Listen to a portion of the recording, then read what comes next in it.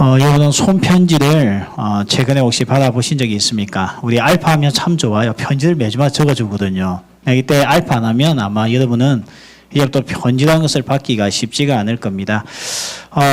우리가 스팸 메일이라는 게 있죠. 이 스팸이라는 단어 쓴 이유가 미국에는 모든 밥상에 이렇게 스팸이 쉽게 올라옵니다. 아주 값싼 햄이다 보니까 그냥 어디 가나 다 스팸이죠. 그러다 보니까 사람들이 아주 스팸 햄을 먹는 것을 대단하게 생각하지 않습니다. 아주 간단하고 너무나 흔한 거니까요. 그래서 우리가 그냥 아무 감동 없이 그냥 우리에게 막 정신없게 그냥 감동도 없고 느낌도 없고 그냥 귀찮게 오는 메일을 우리가 스팸 메일이라고 이야기를 합니다. 저도 이렇게 메일을 열어보면요, 하루에 스팸 메일이 엄청 와요. 거기다 제가 다 저질러 놓은 거예요. 못 모르고 그냥 클릭했다가 다 제게 오는 거죠. 아니, 요즘 보니까 또 우리 청년들 카톡을 많이 하지 메일을 전혀 안 하더라고요. 그래서 한 번씩 들어가서 보면 몇백 통이 와 있어도 정리조차 하지 않더라고요. 왜 이렇게 메일이 왔는데도 보이지 않습니까? 스팸이니까. 내게 별로 의미가 없으니까. 근데 손편지는 그렇지가 않죠. 이거 손편지가 오면 쌓아두십니까? 읽지도 않고요. 거의 다 보잖아요. 일단은 보잖아요. 그게 욕이 있든 뭐가 있든 일단 보잖아요. 그만큼 우리가 손편지는 굉장히 우리가 다가오는 정서의 어떤 이 터치하는 게 다르다는 것을 저도 참 많이 느끼게 됩니다. 오늘 이 세상은 참 어떻게 보면 차갑죠. 그런 부분에 있었어요. 정말 손편지는 1년에 한 번 받을까 말까 하는데 스팸 메일은 매일같이 우리에게 오니까. 그래서 참 세상이 차갑다는 생각을 여러분들도 많이 하게 될 겁니다. 그러다 보니까 사람들이 자꾸 일상에서 뭔가 감동적인 걸 찾으려고 해요. 근데 감동적인 문자가 와요. 보험사에서 한 번씩요. 근데 그게 크게 감동은 안 돼요. 읽어보면 그런 감동이에요. 맞죠? 근데 그게 내 가슴 깊이 남아서 나중에 또 읽어봐야지. 그런 거는 거의 없다는 겁니다. 근데 이렇게 차가운 세상에 우리 예수님께서 참 사랑이 무엇인지 보여주셨죠. 그게 십자가입니다. 그래서 우리가 오늘 창세기 말씀을 통하여서 우리가 예수님의 십자가의 은혜가 뭔지, 예수님께서 이 땅에 오셔서 무엇을 하셨는지 우리가 오늘 살펴보고자 합니다. 오늘 본문하고 예수님하고 아무 관계가 없는 것 같죠. 근데 오늘 이렇게 본문의 흐름을 보면 아주 독특한 방식으로 글이 전개가 되고 있어요. 말씀이요. 보면 이삭을 낳는 사건이 핵심이죠. 창세기에서. 이 아브라함 이야기에서요. 그러면 이삭을 낳으면 되지, 빨리 주시면 되지, 중간에 어떤 이야기가 들어가 있는가 하면 소돔 이야기가 들어가 있어요. 소돔 이야기. 소돔의 멸망에 대해서 이야기하고 있거든요. 왜 이삭을 낳기 전에 소돔의 멸망을 이야기합니까? 왜 하나님은 이삭이 태어나기 전에 소돔부터 먼저 멸망시켜버립니까? 이게 오늘 우리가 읽었던 본문의 18장, 19장, 20장, 21장까지 흐름에 있어서 우리에게 퀘스천마크예요. 하나님께서 소돔을 살려주시고 이삭을 주셔도 되고 아니면 이삭을 먼저 태어나게 하시고 소돔을 망하게 해도 되잖아요. 근데 왜 하나님은 이 소돔을 먼저 멸망시키시고 이삭을 태어나게 하겠습니까? 하나님께서 좋은 환경을 주기 위해서 그렇게 하신 건 아닙니다. 이삭은 절대 범죄하면 안 되니까 소돔의 나쁜 문화를 배울까 봐 걱정이 되어서 그렇게 하신 게 아니라는 겁니다. 그 이유가 뭔가 하면 이삭은 누구의 조상입니까? 예수님의 조상입니다. 이삭은 누굴 상징하느냐? 예수님을 상징합니다. 구약의 예수님이 누구냐? 이삭이라는 거예요. 근데 이 이삭이 태어나기 전에 소돔이 멸망했죠. 뭘 얘기합니까? 예수님께서 이 땅에 계시지 않으면 소돔과 같이 다 망한다는 겁니다. 여러분, 소돔의 죄악이 크죠. 그런데 예수님께서 마태복음에 보면 소돔보다 더 악한 세대가 지금 우리 세대라고 이야기를 하고 있어요. 그럼 우리는 다 어떻게 됐겠습니까? 망해야죠. 우리는 멸망해야죠. 근데 하나님께서 소돔보다 더 악하지만 우리들을 멸망시키지 않습니다. 누가 오셨죠? 예수님이 오셨어요. 그럼 소돔은 왜 망했습니까? 이삭이 태어나지 않았기 때문에. 예수님의 이 그림자 역할을 하였던, 모형의 역할을 했던 이삭이 태어나지 않았기 때문에 망했던 겁니다. 그러니까 예수님이 없으면 이 세상은 망해요. 이 세상은 망한다는 겁니다. 그걸 보여주기 위해서 오늘 너무나 중요한 창세기에서 예수님의 탄생을 상징하는 이삭의 이 탄생을 앞두고 오늘 우리에게 독특한 말씀을 주고 있다는 것입니다. 아브라함이요, 이렇게 날이 뜨거울 때에 창문에 딱 앉아 있었어요. 있는데 세 사람이 지나가게 됩니다. 이들을 갖다 우리는 나그네라고 하죠. 그러니까 한 명은 하나님이에요. 여호와예요. 두 명은 사람이에요. 많은 학자들이 고민이 된 거예요. 아니 하나님은 볼 수 없는데 어떻게 오셨지? 그래서 여기 나온 하나님을 대부분 다 신학자들은 성자 하나님, 예수님이라고 이야기를 합니다. 구약에 예수님이 종종 나타나셨거든요. 그 대표적인 사건이 이 사건으로 보고 있습니다. 그러니까 두 사람은 누구냐? 보통 천사로서 해석을 합니다. 근데 모두가 다 사람의 육신을 입고 왔기 때문에 아브라함이 볼 수가 있었고 아브라함 눈에는 길을 지나가는 나그네에 같아 보였다고 말씀을 하고 있는 거예요. 우리가 이 이야기를 가지고 오늘 예수님이 어떤 분이신가, 성령님의 음성을 듣는 귀하고 복된 시간 될 줄 믿습니다.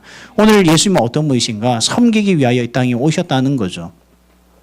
아브라함은 예수님의 조상입니다. 육신의 조상이죠. 그래서 마태복음 1장에는 아브라함의 예수의 세계라 하면서 일대 조상이었던 아브라함부터 이야기를 하게 됩니다. 오늘 아브라함은 예수님을 상징하는 거예요. 이 본문에서요. 근데 아브라함이 오늘 어떻게 했는가 하면 이 세 나그네가 지나갈 때에 그들을 대접하고 환대했다고 이야기를 합니다. 근데 그때 배경이 언제냐? 시간을 보니까 1절에 보니까 날이 뜨거울 때에. 여러분 날이 뜨거울 때에 뭐 하고 싶어요? 쉬고 싶죠. 날이 뜨거울 때에 뭘 하고 싶습니까? 에어컨 밑에서 수박 먹고 영화 한 편 보는 게 제일 좋은 거죠. 최고의 피서 아닙니까? 저는 이 날씨가 뜨거워지면 삶이 변해요. 어떻게 변하는가 하면 더럽게 변해요. 아주 신경질적으로 변하고. 그래서 저는 이 더위를 못 견딥니다. 그래서 저는 에어컨 없는 세상을 살 수가 없어요. 그래서 저는 단기 선교를 갔다가 보통 여름에 가잖아요. 거의 무기력한 삶을 살다가 한국에 돌아와요. 근데 이번에 베트남은 좀 나을 것 같아요. 그래서 베트남은 우리가 숙소가 호텔이기 때문에 뭘 비싼 호텔은 아니지만 이번에 좀 행복할 것 같아요. 저는 정말 더위를 못 견디겠어요. 그 더위가 되게 탁 오면요. 손 하나 까딱 하기 싫고요. 짜증이 날 때가 한두 번이 아닙니다. 이 더운 나라는 사람들이 보면 다 뚱뚱하죠. 왜 뚱뚱한 줄 아십니까? 움직이질 않거든요. 움직이질 않아요. 근데 제가 필리핀에 3년 살다 보니까 움직일 이유가 없더라고요. 왜냐하면 집 앞에서 탁 나가면 페디캅이라는 게 있습니다. 이거 아십니까? 페디. 발로서 받는다 뜻이죠. 자전거 같은 거 있어요. 그 옆에 보면 사람을 태울 수 있는 게 있습니다. 그거 타고 이 빌리지 안에서는 그게 다녀요. 오토바이 못 다니게 하기 때문에. 그래서 그걸 타고 그 다음에 나가서 뭐 지프니를 타든지 버스를 타든지 그 다음에 오토바이를 뭐라고 하죠? 세 발 달린 거. 갑자기 기억이 안 나요. 트라이시클. 이렇게 해서 타고 다니거든요. 그러니까 걸을 일이 전혀 없어요. 근데 제가 한낮에 아주 더운 날씨에 이제 학교에 갈 일이 있어가지고 걷기가 싫잖아요. 그래서 저도 그 페디캅을 타려고 그거 얼마 안 해요. 그냥 그 우리 딸이 그때 어릴 때였거든요. 우리 딸이 그거 타는 걸 너무너무 좋아했어요. 그래서 제가 한때는 그 동네에 있는 페디캅 하는 청년을 불러가지고 돈을 주고 그래서 동네 10바퀴 돌게 해달랬어요. 이게 제일 좋은 놀잇감이었기 때문에. 그만큼 별로 비싸지가 않거든요. 근데 제가 그날 가려고 하는데 페디캅이 분명히 세워져 있는데 사람이 안 보여요. 보니까 페디캅 그 뒤쪽에서 돗자리 까놓고 자고 있는 거예요. 제가 깨웠어요. 가자. 나 지금 가야 돼. 얘가 그 잠에 찌들린 눈으로 딱 뜨더니 안 간대요. 그래서 내가 돈을 2배 줄 테니까 가자 했어요. 정말 더울 때 못 걷거든요. 2배. 해도 얘가 안 간대. 더블 해도 안 간대요. 트리플 3배. 얘도 얘가 안 가더라고요. 여러분 날이 뜨거우면요. 아무것도 못 합니다. 인정하시죠? 저는 뜨거우면 미치듯이 뛰어다니는 사람 없어요. 근데 오늘 보세요. 손님이 언제 찾아왔습니까? 언제 나그네를 맞이합니까? 날이 뜨거울 때에. 그래서 어디에 앉아 있었습니까? 장막문에 앉아 있었어요. 왜요? 더위를 피하기 위해서. 근데 오늘 보면 나그네가 아브라함을 찾아온 게 아닙니다. 이보시오. 이 동네에 아브라함이 계십니까? 물어본 적도 없어요. 그냥 지나가고 있었어요. 근데 어떻게 합니까? 아브라함이요. 자기가 달려가가지고 어떻게 해요? 이 사람들을 환대하고 접대하고 있다는 겁니다. 어떻게 그가 접대하는지 보면 굉장히 적극적이에요. 2절 보세요. 본즉 눈을 들어 본즉 그 다음에 또 어떻게 돼요? 보자 곧 달려나가 물물 땅에 굽혀 이렇게 표현하고 있어요. 6절로 가보면 급히 장만으로 가서 자기 아내에게 밥하라고 이야기해요. 또 7절 보면 달려갔어. 뭐 이렇게 굉장히 신속하게 움직인 단어들을 이렇게 시간 부사, 동사형을 계속해서 쓰고 있는 거예요. 아니, 왜 이렇게 굳이 남을 이렇게 대접하는데 적극적입니까? 이 더운 날씨에. 부르면 대답해 주면 되지, 굳이 나설 필요가 없잖아요. 근데 오늘 아브라함은요, 우리가 생각하기 힘든 관점에서 이 손님을 대접하고 접대하는 것에 너무너무 많은 신경을 쓰고 있다는 겁니다. 여기에 이유가 있는 거죠. 아브라함의 이름의 뜻이 뭐라고 했습니까? 모든 민족의 아버지, 모든 만인의 아버지. 그래서 그냥 국부라고 했죠, 제가요. 사라의 이름의 뜻은 뭐라 했습니까? 만인의 어머니, 국모라고 했습니다. 이들의 이름만 듣고 있으면 왕과 왕비입니다. 그러면 어떻게 살겠습니까? 누리며 살겠죠, 우리 생각에. 그런데 이 두 사람의 삶은 이름이 바뀌고 나서 오늘 첫 사건이거든요. 첫 사건이 뭐냐면 섬김이었어요. 진정한 이 시대의 국부와 국모는 뭐 하는 삶이냐? 이와 같이 남을 대접하고 섬기는데 적극성을 가진 사람이라고 이야기를 하고 있습니다. 그럼 여러분, 이 말씀 우리가 현대에 적용한다면 오늘날 나그네가 누굽니까? 지금 나그네가 누구예요? 우리들이 나그네잖아요. 우리는 이 세상에 나그네와 같이 살고 있는 사람들입니다. 그래서 우리는 이 세상을 잠시 살다가 어떻게 돼요? 떠나는 거예요. 우리는 여기에 집착하지 않습니다. 나그네이기 때문에. 근데 나그네는 가진 게 없어요. 나그네는 살 방법이 없습니다. 그래서 나그네 어떻게 삽니까? 환대를 받고 대접을 받고 섬김을 받고 살 수밖에 없다는 거예요. 이 땅에 나그네로서 태어난 우리들, 나그네와 같은 인생을 살고 있는 우리들을 누가 챙겨주겠습니까? 오늘 보니 예수님이 챙겨주셨다는 거예요. 그래서 아브라함의 이 섬김을 우리에게 보여주고 있는 겁니다. 히브리서 13장 1절 2절에 보면 이런 말씀이 나옵니다. 히브리서 13장 1절 2절 우리 같이 읽겠습니다. 자, 시작.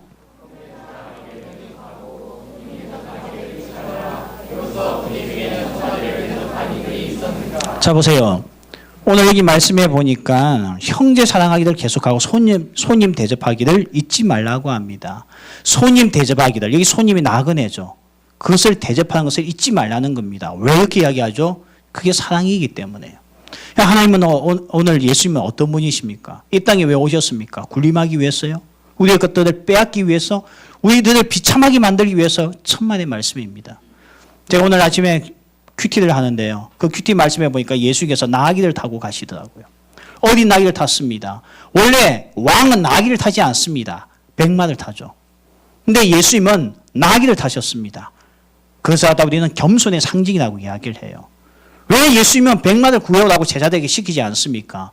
예수님은 이 땅에 섬기기 위해서 오셨지 군림하기 위해서 오지 않았다는 걸 보여주기 위해서 이미 선택하는 말 자체가 동물이 달랐다는 겁니다. 여러분, 사장님쯤 되면 무슨 차를 끌고 다녀야 됩니까? 벌써 견적 나오시죠? 요즘 외제차 끌어야 돼요. 그랜저도 안 돼요. 여러분, 회장님쯤 되면 무슨 차를 끌고 다녀야 됩니까? 회장님은 무슨 차인지 몰라요. 왜냐하면 운전기사가 있으니까. 그러니까 신경 안 써요. 그러면 아빠쯤 되면 무슨 차를 끌고 다녀야 됩니까? 모닝요? 좋은 차예요. 보세요. 우리가 격이 있다고 생각하면 타고 다녀야 될 차도 종류가 달라야 된다고 생각해요. 저는 옛날에 그런 게 뭐가 중요한지 몰랐고요. 처음에 면허증 땄을 때 어떤 마음이냐면 하나님 트럭도 좋으니까 차만 주세요 했어요. 근데 보세요. 형 요즘 차 좀 끌고 다니고 나이가 들면 어떻게 됩니까? 아, 내가 뭐야? 내가 20대에 이런 차 끌고 다니게 이런 마음이 생기는 거죠. 내 나이쯤 되면 이 정도는 해야지. 그런 마음이 생기잖아요. 차를 보고 우리는 그 상대방을 알고 차를 보고 자기 자신의 위치를 아는 거예요. 그래서 오늘 보십시오. 예수님은 겸손, 군림하지 않기 위해서 어떻게 합니까? 나귀를 타신 거예요. 우리에게 손해를 끼치기 위해서 이 땅에 오신 분이 아닙니다. 도리어 어떻게 한다고요? 대접하고 섬기기 위해서 이 땅에 오셨다고 말씀합니다. 예수님의 섬김 중에 최고의 섬김이 뭡니까? 세족식이죠. 우리가 알파 할 때 최고의 하이라이트가 세족식이라고 이야기해요. 여기 우리 지금 알파 듣는 우리 형제 자매들이 있는데요. 세족식을 받지 않으면 사실 알파 한 게 아닙니다. 세족식이 그만큼 우리에게 주는 감동이 있고 그 섬김이 아름다운 거죠. 예수님께서는 이 세족식을 행해 주셨다는 거예요. 제자들에게. 어떤 제자들요? 다투고 있는 제자들. 아직도 정신 차리지 못하는 제자들. 그때 발을 씻겨줬지 애들이 정신이 멀쩡하고 정말 벌써 뜨거워져 있고 심령이 뭔가 성경을 꿈꾸고 있고 그때 세족식 하지 않았다는 거예요. 정말 말 듣지 않을 때, 애먹일 때 그때 세족식을 해주신 거죠. 지금도 우리는 믿습니다. 하나님께서 우리들 지금도 이 섬김으로써 우리들에게 복을 주시는 줄 믿습니다. 그러면서 또한 우리가 예수님의 제자이기 때문에 우리도 어떻게 되죠? 섬김의 삶을 사는 거예요. 남을 환대하며 사는 겁니다. 이런 사람이 있어요. 목사님, 내가 이번 시험만 끝내놓고요. 이번에 내가 좀 바쁜 일이 있는데 이거 마무리 좀 해놓고요. 근데 아시죠? 우리의 인생의 문제는 끝이 없습니다. 나중에는 애 키워놓고 애 키우고 나면 또 손주가 태어나요. 정말 여유가 없습니다. 심령에 마음에 여유가 없어요. 그 언제 합니까? 도리어 우리가 섬길 때의 문제가 풀어질 때가 더 많습니다. 어떤 권사님이 제게 그 이야기를 하더라고요. 몸이 너무 아팠대요. 어깨도 아프고 무릎도 아프고 그러다 온몸이 매일같이 일어나면 몽둥이에 맞은 느낌이었대요. 근데 세상에 목사님이 자기에게 유치부 부장을 시켰대요. 유치부 좀 맡아서 열심히 해달라고. 아니 목사님이 내 건강 상태 아실 텐데 일어나면 온몸이 붓고 온몸이 맞은 듯이 아픈 내 몸을 알고 있으면서 어떻게 나에게 그것도 유치부를 맡길 수가 있어. 유치부가 얼마나 손발이 많이 갑니까? 근데 순종하는 마음에 열심히 했어요. 열심히 했는데 1년 끝나고 나니까 몸이 다 나았대요. 여러분 의외로요. 자기에게 집중하고 있을 때가 더 몸이 안 좋아집니다. 남을 위해서 섬기고 할 때가 더 강하고 더 튼튼합니다. 엄마들 보세요. 엄마들이요 그렇게 약한 것 같지만 이상하게 자식만 키우면 튼튼해져요. 힘도 좋고 지하철에서 다 밀어버릴 수도 있고요. 이 삶이 섬길 때가 우리가 훨씬 더 건강해지는 겁니다. 요즘 삶이 재미가 없습니까? 뭔가 막막하고 답답합니까? 섬겨보십시오. 이번에 베트남 가서 한번 섬겨보십시오. 훨씬 더 의미 있는 시간을 보내고 더 즐거운 시간을 보낼 수밖에 없을 겁니다. 이게 섬김이 가져다 주는 매력입니다. 오늘 우리 인생에도 날이 뜨거울 때가 있어요. 정말 뜨거워서 아무것도 하기 싫을 때도 있습니다. 그때가 어떻게 보면 섬겨야 할 때인 것을 우리에게 말씀하고 있다는 겁니다. 예수님은 언제 섬겼습니까? 우리가 마음에 들어서 섬긴 게 아닙니다. 로마서 5장에 보면 우리가 하나님과 원수되었을 때에 여러분 원수 관계에 있을 때 누가 섬기고 싶습니까? 원수 관계에 있을 때는 얼굴도 보고 싶고 목소리도 듣기 싶고 옆에 있는 것도 귀찮습니다. 싫습니다. 근데 하나님은요 우리가 여전히 원수되어 있을 때에 섬김의 십자가를 지셨다고 말씀하고 있는 겁니다. 이게 오늘 예수님께서 이 땅에 오셔서 우리를 위해서 해주신 일입니다. 그분은 섬기기 위해서 오셨지 여러분과 우리의 모든 것을 다 빼앗아서 군림하기 위해 이 땅에 오신 분이 아니라는 것을 기억하시길 바랍니다. 두 번째 오늘 예수님은 어떤 분이냐 우리와 교제하기 위해서 오셨다는 겁니다. 5절과 8절까지 보면 아브라함이요 음식을 대접해요. 근데 손님이 3명이잖아요. 3명인데 이 급히 음식을 장만해서 이게 나눠 먹는데 이 양이 너무 많아요. 오늘 우리 성경에는 세 스아라고 스아 고운 가루 세 스아가 되는데 스아가 1스아가 얼마냐면요. 제가 어제 찾아봤더니 15리터가 돼요. 그럼 15리터면 얼마나 그게 많은 양인 줄 아시죠?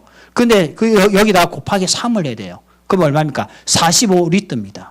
여러분 이 정도의 밀가루를 먹는 것은 짐승입니다. 3마리는 먹을 수 없는 양이에요. 이 정도 양이면요. 이거는 그냥 100명이 앉아서 먹을 수 있을 정도의 양이었습니다. 근데 아브라함은 왜 이렇게 많이 했어요? 이 사람들이 요구한 거 아니에요. 거기다가 가축대 있는 곳에 달려가서 송아지를 잡았어요. 몇 명이 먹기 위해서요? 3명이 먹기 위해서. 송아지는 3명이 뜯어먹을 양이 아닙니다. 사자도 아니고. 이걸 어떻게 다 먹어요? 오늘 보니까 그렇게 했죠. 거기다가 또 보니까 엉기젓, 이거는 요구르트 이야기하거든요. 요구르트와 우유와 그거 이걸 가지고 대접했다고 되어져 있어요. 이거는 거의 잔치 이상입니다. 왜 이렇게 많이 준비했죠? 예수님의 특징이죠. 예수님 우리가 줘도 이렇게 줘요. 확실하게요. 찔끔찔끔 주지 않아요. 아멘 한 사람은 정말 많이 받을 거예요. 내가 우리 교회 하도 부흥회 자료가 제가 요즘 배웠어요. 부흥 강사한테. 그렇게 할 줄 없습니다. 그러니까 이 양이 엄청나잖아요. 그러니까 하나님께서 우리에게 엄청나게 베풀어 주시는 거예요. 이렇게 베풀어 주면서 뭘 하기 원하십니까? 우리와 사귀고 싶어하는 거죠. 여러분 교제 중에 최고의 교제가 뭐든가요? 독수 모임? 짜증나죠? 최고의 교제는 뭡니까? 식사 교제입니다. 저도 한 번씩 우리 목자들과 밥 먹으면요. 애들이 혈색이 달라져요. 소열이 문답 공부할 때는 그게 표정이 어두워요. 좀 사실은요. 또 무슨 질문을 하실까 우리에게. 그런데 밥 먹으러 가자는데 심각한 사람을 지금까지 본 적이 없어요. 여러분 언제 제일 기분 나빠요? 친구들 관계에. 내 빼고 밥 먹을 때죠. 사람에게 식사 교제가 삶의 의미가 있는 것 같아요. 정말 그래요. 밥을 함께 먹는 사람이 친구가 될 수 있고 밥을 함께 먹는 사람이 오빠가 될 수 있고 밥을 함께 먹는 사람이 오빠에서 나중에 아빠로 바뀔 수가 있는 거예요. 정말 밥을 함께 같이 먹는다는 것은 의미가 있는 것 같습니다. 물론 요즘 미투 때문에 그 미국에 누구였죠 갑자기? 갑자기 이름이 기억이 안 나요. 그 부통령이 이야기했죠. 나는 나의 아내 외에는 절대 누가 밥 먹지 않는다고. 그분은 끝까지 안 먹어도 될 것 같아요. 이 식사교회가 가져다 주는 이 교제감은 그냥 만나서 이야기하는 것보다 훨씬 낫습니다. 사실 우리가 오늘 이렇게 예배를 이렇게 드리고 있지만요. 여러분에게 지금 먹을 것 하나씩 주고 내가 예배를 드린다면 여러분 기분은 더 좋겠죠. 말씀은 안 들려도. 그렇죠. 말씀은 안 들려도 기분은 좋을 거예요. 예수님은 정말 우리와 교제하기 위해서 이 땅에 오셨지 오늘 딴 이유 때문에 오신 게 아닙니다. 오늘 예수님 우리와 사귐이 있고자 이 땅에 오셨다는 겁니다. 하나님은 우리를 이해시키는 것이 목적이 아닙니다. 우리와 교제하는 것이 목적입니다.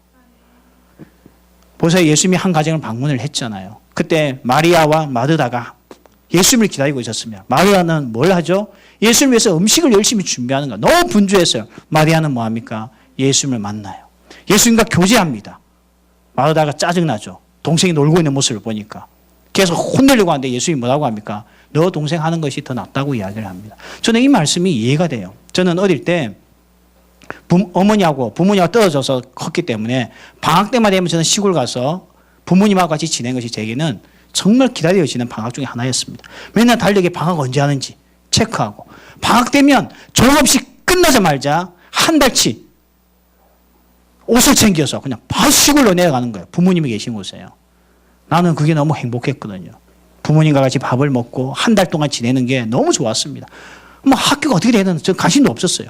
그냥 학교 수업 마치고 방학을 하면 무조건 집에 달려가 부모님과 함께 자고 먹고 하는 것이 제게 너무 좋았어요.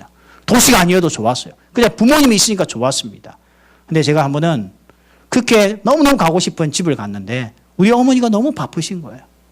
우리 먹여 살리기 위해서 맨날 나가서 일하시고 들어와서는 밥 해주시고 또 교회 뭐 구역 모임이라 가고 또 교회 무슨 수요 예배라고 가고 또 돌아와서 피곤하시니까 주무시고 또 새벽에 일어나서 교회 가시고 또 그 다음에 아침 일찍 일하러 나가시고 또 저녁 되면 돌아와서 또 우리 밥 챙겨주고 또 나가시고 그렇게 지내다가요.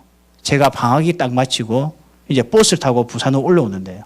우리 어머니가 버스 터미널까지 데려다 줘요. 그래서 저를 버스에 탁 태우면서 아이고 엄마가 많이 못 챙겨줘서 미안해. 그 한마디 했는데요. 제가 듣고 엄마 괜찮아. 이렇게 해야 될 제가 어린 마음에 그 말 한마디가 그동안 참았던 엄마와 함께 시간을 보내지 못했던 그 서글픈 마음이 확 터져버린 거예요. 그래서 그 버스, 그 시외버스 터미널 거기서 혼자 얼마나 우는지 몰라. 어머니 붙들고요. 여러분 감동도 안 옵니까? 정말 어린 마음에 정말 많이 울었거든요. 정말 버스 타고도요. 눈물이 멈추지가 않는 거예요.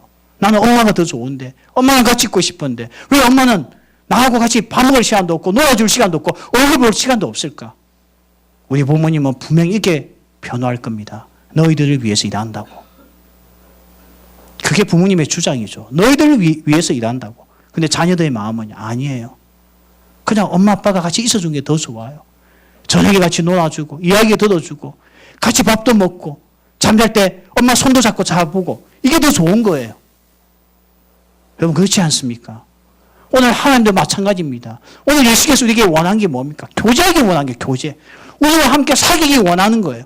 우리가 하나님의 말씀을 듣고 그 말씀에 아멘하고 하나님을 기뻐하고 즐거워하고 이 사귐을 원하는데 교회만 오면 일만 하는 사람들이 있습니다. 너무 일하는 데 집착해서 예수님의 감격이 없어요. 예수님의 사랑을 못 느끼고 가는 거예요. 이걸 우리는 병든교회라고 합니다. 여러분 교회는 수입을 창출하는 곳이 아닙니다. 그래서 굳이 일을 하지 않아도 되는 거예요. 근데 참 이상하죠. 일을 만들어요. 그 일을 하게끔 해요. 그러다가 상처받을 때도 있고 그렇잖아요. 그러나 그것도 소중합니다. 섬김을 위한 일은 정말 필요해요. 하지만 예수님과의 관계가 건강하지 못한 가운데 섬김은 섬김이 아닙니다. 그것은 우리에게 나중에 상처받게 되지 않는다는 거죠. 요한계시록 3장 20절에 보면 이런 말씀이 있습니다. 같이 읽겠습니다. 자, 시작. 볼지어다 내가 문 밖에 서서 두드리노니 누구든지 내 음성을 듣고 문을 열면 내가 그에게로 들어가 그와 더불어 먹고 그는 나와 더불어 먹으리라. 자, 오늘 이 말씀해 보니까 예수님께서 어떻게 합니까? 문 밖에 서 계시는 거예요. 그거 노크를 합니다. 왜 예수님이 문 밖에 서서 노크하고 있습니까? 문이 닫혀 있으니까요. 왜 예수님은 노크할까요? 오늘 우리와 교제하고 싶으니까 그와 더불어 먹고 그는 나와 더불어 먹으리라. 정말 우리와 진지한 교제, 사랑의 교제를 하고 싶은데 문제는 우리가 예수님을 문 밖에 세워두는 겁니다. 교회가 이럴 수도 있다는 거예요. 교회가 예수님을 문 밖에 세워두고 우리끼리 일한다고 정신이 없을 수도 있습니다. 임원 기간에 그렇게 될 수도 있죠. 하나님과 교제는 없으면서 일만 하는 거예요. 그러니까 어떻게 됩니까? 1년 지나면 탈진하는 거죠. 원래 삶에게는 보상이라는 게 있어야 되거든요. 보상이라는 게요. 보상이 없으면 지쳐요. 누구나 할 것 없이. 아마 1년 동안 임원을 했는데 교회가 그 보상으로서 여러분에게 아마 돈을 1,000만 원을 준다면 갑자기 스트레스가 다 풀릴 거예요. 그러지 않잖아요. 그러니까 교회는 지치는 거예요. 그러면 어디서 보상을 합니까? 그것은 왕 대신 예수님과 1:1로 교제하는 것에서 오는 보상입니다. 근데 그 보상이 없으면 어떻게 돼요? 힘들잖아요. 정말 우리 찬양팀 여기 너무너무 귀한 형제 자매들입니다. 여러분 볼 때마다 축복해줘야 돼요. 저주하면 안 돼요.